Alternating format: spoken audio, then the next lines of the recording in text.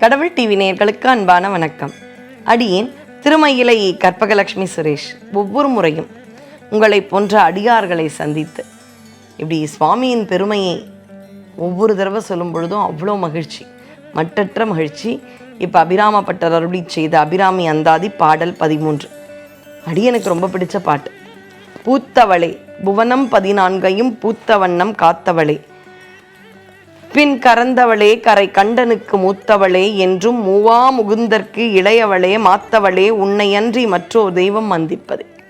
சரி, இந்த பாட்டு என்னங்க கொடுக்கும்? இந்த பாடல் நமக்கு இளமை கொடுக்கும். இளமைனா 60 வயசுங்க, 25 ஆகிடுவோம்னா முடியாது. ஆனால் சில பேருக்கு 65 வயசு இருக்கும்.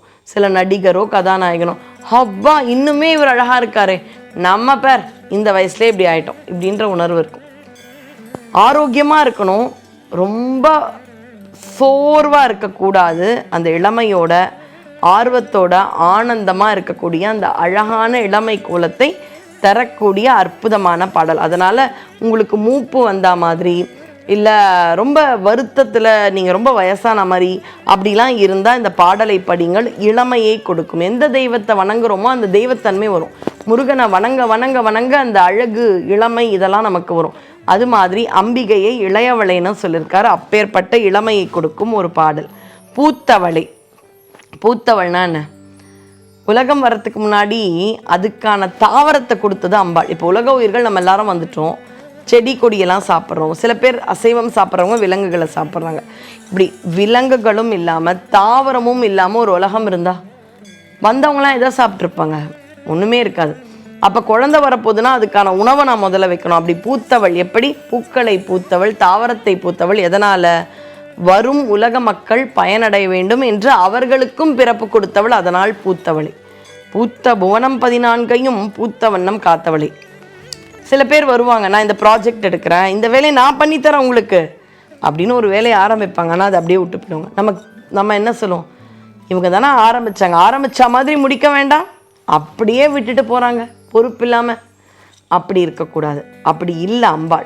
பூத்த வண்ணம் எப்படி பிறக்க வச்சாலோ, எப்படி இந்த உலகத்தை தோற்றுவித்தாலோ அது மாதிரி பொறுப்போட காப்பாற்றுறா. பூத்த வண்ணம் காத்தவளே, பின் கறந்தவளே, அதை ஒடுக்கவும் செய்யக்கூடிய. அப்போ இதுக்கு முன்னாடி ஒரு பாடலில் மும்மூர்த்திகளையும் தோற்றுவித்து அவர்களுக்கான முத்தொழிலை கொடுத்தவள் அம்பாள்னு பார்க்குறோம். இந்த இடத்துல 3 தொழிலையும் செய்பவள் அம்பாள். அப்படின்னா என்ன? அவங்கெல்லாம் இல்லைன்னா அந்த தொழிலை செய்யக்கூடிய ஆற்றல் மிக்கவள் தான் அபிராமி ஆகிய பராசக்தி. கரை கண்டனுக்கு மூத்தவளே. கரை கண்டன்னா நீலகண்டன். இந்த தொண்டை பகுதி, இந்த கழுத்து பகுதி பார்த்தீங்கன்னா சுவாமிக்கு அமுதம் கடையும் பொழுது தேவர்களை விஷம் நஞ்சிலிருந்து காப்பாற்ற அவர் விஷத்தை கொடுத்தார். அப்போ இந்த இடத்துல கருநீலமாக ஆயிடுச்சு இல்லையா? அப்படி கரை, இந்த இடத்துல அவருக்கு என்ன இருக்கும்? கரை இருக்கும். கரை நல்லது தானேன்னு ஒரு அட்வர்டைஸ்மெண்ட் வரும். அந்த கரை யாருதுன்னா திருநீலகண்டர். அப்படி கரை கண்டன், கண்டனா கழுத்து, அவருக்கு மூத்தவளை. அது சிவபெருமானோட அம்பாள் மூத்தவளா? என்னங்க சொல்கிறீங்க? ஒரு உதாரணம்.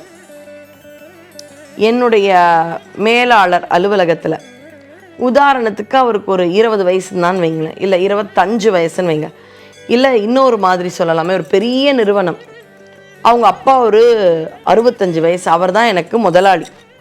நாங்கள் எல்லாரும் பல வகை வயசில் ஒரு 20லேருந்து 50 வயசு வரைக்கும் நிறைய பேர் ஒர்க் பண்ணுறோம். அந்த 65 வயசு பணக்காரன் முதலாளிக்கு கொஞ்சம் வயசாகிடுச்சு, உடம்பு சரியில்லை. அவருடைய மகனை கூப்பிட்றார். அவர் மகனுக்கு 30 வயசு. நீ பார்த்துக்கோப்பா கம்பெனியை, நான் கொஞ்ச நாள் ஓய்வு எடுக்கிறேன்னு போகிறார். இப்போ 30 வயசு பையன் ரொம்ப எஃபிஷியண்ட்டாக அந்த நிறுவனத்தை பார்த்துக்கிறார். அவர்கிட்ட ஒருத்தர் 40 வயசில் வேலை பண்ணுறார். இந்த பையனுக்கு என்ன வயசு? 30. வேலை பண்ணுறவருக்கு எவ்வளோ? 40. அவங்க அப்பா முதலாளிக்கு எவ்வளோ? 65. 65 வயசுக்காரரை இந்த 40 வயசுக்காரி என்னோட சீனியர், என்னோட மூத்த அதிகாரின்னு சொல்லலாம்.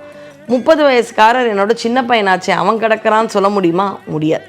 அங்கேயும் என்ன சொல்லணும்? இவர் தான் என்னுடைய மேலாளர், இவர் தான் என்னுடைய அதிகாரின்னு சொல்லணும். அப்போ அதிகாரி அப்படின்னு சொல்கிறதுக்கு வயசு ஒரு விஷயம் இல்லை. எதை வைத்து? அம்பாள் சுவாமிக்கு தாய் மாதிரி இருக்கலாம். தாய்மை, அந்த தாய் மாதிரி இருக்கனால எனக்கு மூத்தவளேன்னு சுவாமியே சொல்கிற அளவு அம்பாளை உயர்த்தி பார்க்கிறா. அப்போ ரொம்ப வயசானவளாக இருப்பாளோன்னா இல்லை, என்றும் மூவா முகுந்தற்கு இளையவளே. இளமை கோலத்திலே இருப்பாராம் யாரு? திருமால். அவருக்கு மூப்பு வயோதிகமே வராதான். அப்படி இளமை கோலத்தில் இருக்கும் திருமாலுக்கு இளையவள். யாரவ? திருமாலுடைய தங்கச்சி அப்படின்ற வார்த்தைகள் வரப்போகுது 50 பாட்டுக்கு மேலே. அப்படி திருமாலின் தங்கச்சியாகவும் இளையவளாகவும் இருப்பது அம்பிகை. மாத்தவளே, மிகப்பெரிய தவத்தை உடையவளை. மாத்தவம், உன்னையன்றி மற்றோர் தெய்வம் வந்திப்பது. இதுப்பா நிலா வரல, 13 பாட்டு.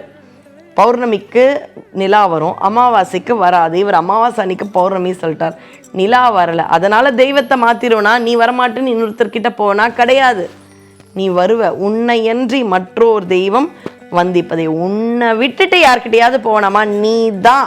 இன்பமோ துன்பமோ நீ தான். இதுக்கு பேர் என்ன தெரியுமா? சரணாகதி.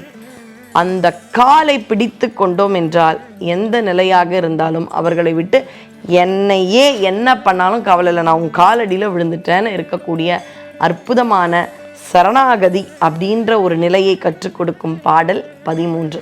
இந்த பாடலை பாராயணம் செய்ய செய்ய இளமை, அந்த ஒரு எனர்ஜி, இதெல்லாம் நமக்கு என்னைக்கும் இருக்கும். அதனால் இந்த பாடல் அற்புதமான பலனை தருகின்றது. நன்றி, வணக்கம்.